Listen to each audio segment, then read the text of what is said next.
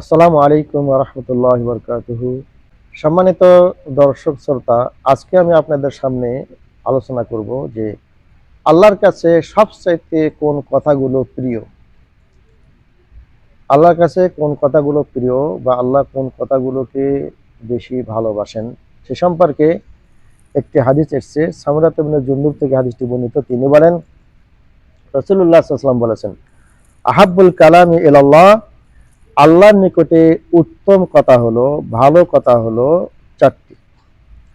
আল্লাহর নিকটে অতি উত্তম চারটি কথা বা চারটি বাক্য। এক নম্বর হচ্ছে সুবহানাল্লাহ, দুই নম্বর হচ্ছে আলহামদুলিল্লাহ, তিন নম্বর হচ্ছে আল্লাহু আকবার, চার নম্বর হচ্ছে লা ইলাহা ইল্লাল্লাহ।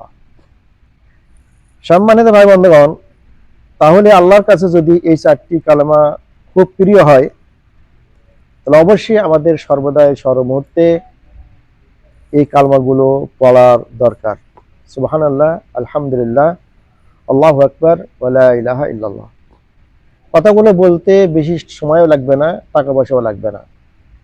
অথচ এই কথাগুলো বললে অনেক ফায়দা রয়েছে, অনেক উপকার রয়েছে। আল্লাহর কাছে এই কথাগুলো খুব প্রিয় কথা। কাজে আল্লাহর নিকটে যেটা প্রিয় কথা সেগুলো আমরা সবসময় বলার জন্য চেষ্টা করব। সুবহানাল্লাহ, আলহামদুলিল্লাহ, আল্লাহু আকবার, লা ইলাহা ইল্লাল্লাহ।